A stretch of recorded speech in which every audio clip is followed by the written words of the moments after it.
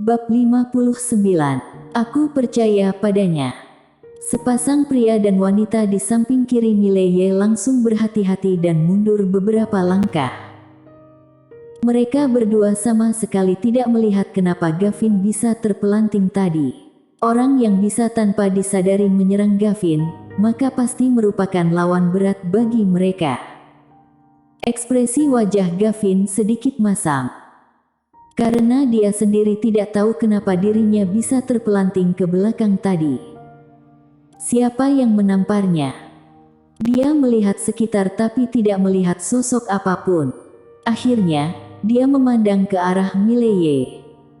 Mileye membereskan pakaiannya dan berdiri dengan percaya diri. Kalian kira hanya kalian yang punya backingan?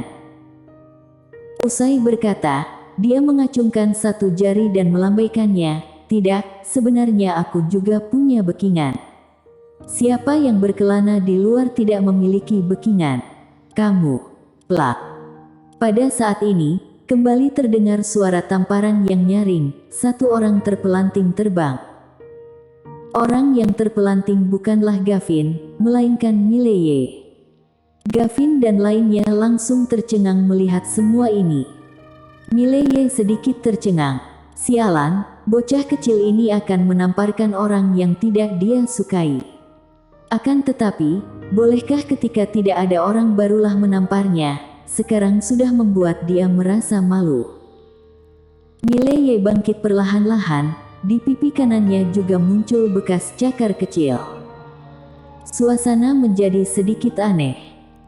Mileye berdeham lalu berkata, kita berkelana di luar, pasti demi mencari rezeki, bagaimana kalau kita duduk membahas dengan damai, betul?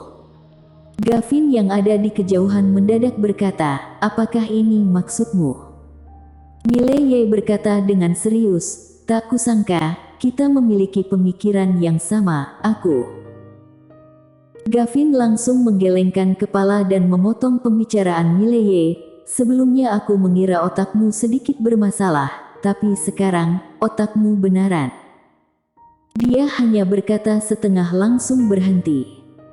Karena Mileye sudah berbalik badan kabur. Dia kabur dengan cepat, hanya dalam beberapa detik sudah menghilang dalam kegelapan malam ini. Ekspresi wajah Gavin sangat murung. Pria berjubah hitam putih yang ada di kejauhan memandang Gavin dengan tatapan dingin, terlalu bertele-tele. Usai berkata, dia bersama wanita yang ada di sampingnya mengejar Mileye. Gavin menyipitkan mata dan tersenyum garang. Kemudian, dia langsung terbang mengejar. Di kegelapan malam, Mileye terus lari dan ekspresi wajahnya sedikit panik. Karena dari perkataan Gavin tadi, dia mendapatkan satu informasi. Jejak dia bisa ketahuan karena ada orang di atas yang memberitahu posisinya kepada Gavin dan lainnya. Ada orang yang sedang merusak aturan main. Mereka berani merusak aturan main karena mengetahui dia tidak ada backingan. Kalaulah dia yang datang, mereka pasti tidak berani melakukan hal seperti ini. Para petinggi berani melakukan ini, semua karena dia tidak ada backingan kuat. Mileye mengepal erat tangannya, dia sudah mengetahui dirinya dalam kondisi yang seberapa bahaya. Karena dia bersembunyi dimanapun pasti akan ketahuan oleh Gavin dan lainnya. Jika bertarung, dengan kekuatan Mileye tidak mungkin bisa mengalahkan Gavin dan lainnya. Sepanjang perjalanan Gavin terus mengerutkan keningnya. Beberapa saat kemudian, dia seolah-olah teringat sesuatu hal yang membuat dia merasa lega. Akhirnya, dia lari ke sebuah bukit kecil, kemudian menggelinding di bukit kecil itu sambil menyembunyikan teknik seni bela diri alam bumi ini secara diam-diam di dalam tumpukan dedaunan. Dia melakukannya tanpa disadari orang lain. Dia lalu kembali lari ke bukit satunya, lalu berhenti. Ketika dia berhenti, sekitar 5 detik kemudian muncul sebuah bayangan putih. Gavin sudah tiba di depannya. Gavin lebih cepat beberapa detik dari sepasang pria dan wanita itu. Mileye langsung menyerang ke arah Gavin. Gavin pun tersenyum remah, kemudian menyerbu ke arah Mileye. Kemudian, dia menepuk ke arah dada Mileye. Tepukan ini hanya percobaan, belum mengeluarkan seluruh tenaga. Jurus mematikan masih belum dikeluarkan. Sedangkan Mileye hanya membiarkan dia menepuk dadanya. Baf! Mileye bagaikan layang-layang putus langsung terbang jauh, akhirnya menabrak sebuah pohon dan jatuh ke tanah. Gavin mengerutkan kening, "Kenapa kamu?" Pada saat ini, sepasang pria dan wanita juga sudah tiba. Mereka langsung tercengang melihat kondisi ini. Mileye mendadak bangkit dari tanah. Dia memuntahkan darah dan memelototi Gavin. "Aku sudah memberikan teknik seni bela diri alam bumi padaku. Kenapa kamu masih ingin membunuhku?" Gavin langsung terdiam. Sedangkan sepasang pria dan wanita serentak menoleh ke arah Gavin. Tatapan mereka berdua sangat tajam. Mileye Mesai terus muntah darah, lalu memandang Gavin dengan tatapan keji. "Wanita jahat, padahal sudah berjanji tidak akan membunuhku kalau aku memberikan teknik seni bela diri alam bumi ini. Tak kusangka, kamu takut ketahuan orang lain, ingin membunuhku, kejam sekali kamu." Gavin menyipitkan kedua mata, ekspresi wajah sedikit garang. "Sedang apa kamu?" Gavin sambil menunjuk ke arah sepasang pria dan wanita. "Menurutmu, mereka akan percaya?" Sepasang pria dan wanita saling memandang. Tidak lama kemudian, mereka berdua menoleh ke arah Mileye.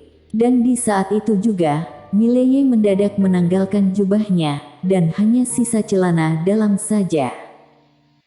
Wanita berjubah hitam putih yang ada di kejauhan langsung mengerutkan kening melihat kondisi ini.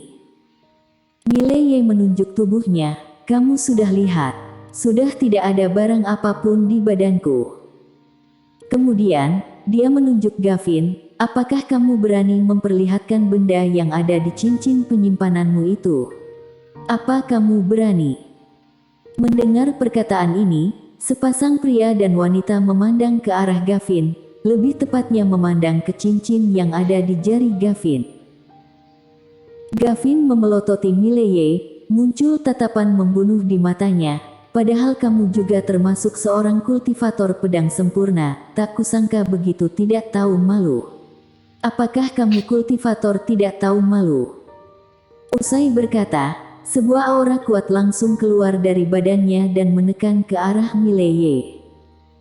Kelopak mata Mileye berdenyut. Tapi, pada saat ini, pria dan wanita yang ada di kejauhan mendadak menyerang. Mereka mengeluarkan aura mereka menghancurkan aura penekanan Gavin. Mileye langsung merasa lega ketika melihat sepasang pria dan wanita ini membantunya. Gavin langsung memelototi sepasang pria dan wanita. "Iut, kalian bodoh, ya. Percaya dengan perkataan si brengsek ini." Pria itu memandang Mileye yang masih muntah darah. Dia setidaknya adalah kultivator pedang, tidak seharusnya selemah ini. Dia melihat cincin di jari Gavin sekilas. "Asli atau palsu, kamu hanya perlu memperlihatkan isi yang ada di cincin penyimpananmu itu pada kami." Mendengar ini, ekspresi wajah Gavin langsung dingin. Melihat isi cincin penyimpanan. Ini adalah pantangan dalam dunia seniman bela diri. Ini adalah sebuah permintaan yang keterlaluan. Gavin mengepal erat tangan kanannya. Pada saat melihat Gavin mengepal erat tangan kanan, sepasang pria dan wanita langsung berbalik badan memandangnya. Ekspresi mereka sangat serius dan bersiap untuk menyerang. Pada saat ini, Mileye mendadak berkata, "Dia sedang menunggu bala bantuan dari Akademi Changmu. Tadi, aku melihat dia mengeluarkan sinyal bantuan Akademi Changmu. Nanti pasti akan ada murid Akademi Changmu yang datang ke sini. Dia sedang mengulur waktu." Mendengar perkataan ini, ekspresi wajah sepasang pria dan wanita langsung sangat masam. Mencari bala bantuan dan mengulur waktu. Mereka berdua menatap ke arah Gavin, lalu muncul energi misterius yang mengalir keluar dari badan mereka berdua. Gavin memelototi Mileye. Kalau tatapan mata bisa membunuh orang, Mileye mungkin sudah mati ratusan kali. Bunuh dia. Pada saat ini, Mileye mendadak menyerbu ke arah Gavin. Melihat Gavin menyerang, sepasang pria dan wanita itu diam sejenak lalu ikut menyerang di belakang Mileye. Mileye terbang di paling depan, dia hanya bertarung satu serangan dengan Gavin sudah langsung terpelanting terbang ke belakang lagi. Setelah itu, dia tidak lagi menyerang, dia menggelinding beberapa kali lalu kembali ke bukit kecil sebelumnya. Dia mengambil teknik seni bela diri alam bumi yang terkubur di tumpukan dedaunan, lalu menghilang dari penglihatan mereka. Terdengar suara bertarung di belakangnya. Mileye kabur dengan cepat menuju kota pembatas dunia. Mileye baru kabur tidak lama, Gavin langsung terbang ke belakang menjaga jarak dengan sepasang pria dan wanita itu. Dia menatap mereka dengan tatapan dingin, "Dua orang bodoh, kalian lihat sendiri." Sepasang pria dan wanita saling memandang lalu menengadah kepala ke langit. Beberapa menit kemudian, ekspresi wajah mereka berdua sangat masam. Mereka sudah ditipu. Awalnya orang di belakang mereka berdua tidak begitu memerhatikan gerak-gerik Mileye. Jadi, tidak langsung memberitahu mereka berdua. Meski hanya berlalu beberapa menit, Mileye sudah kabur sangat jauh. Gavin menoleh ke arah Mileye kabur. Sebagai seorang kultivator pedang bisa tidak tahu malu sampai tahap seperti ini, aku memang salut. Pria itu mendengus, "Tenang saja, dia tidak mungkin bisa kabur. Teknik seni bela diri alam bumi tingkat atas ini akan menjadi milik Kerajaan Ning." Kerajaan Ning. Gavin melihat pria itu sekilas lalu berbalik badan pergi. Kerajaan Ning, Kerajaan Jiang, Kerajaan Tang. Baginya sama saja, karena sebagai seorang jenius pasti akan pergi ke tempat yang lebih baik. Di gerbang masuk kota pembatas dunia, Tuan Putri ke-9 bersandar di dinding benteng, sepasang tangan memeluk kaki, tidak tahu sedang berpikir apa. Pada saat ini, dia mendadak menengadah kepala melihat seorang wanita terbang ke arahnya. Wanita ini berpakaian putih dan terlihat sangat suci bagaikan bidadari. Wanita itu adalah Ladia An. Ladia An berjalan ke depan Tuan Putri ke-9.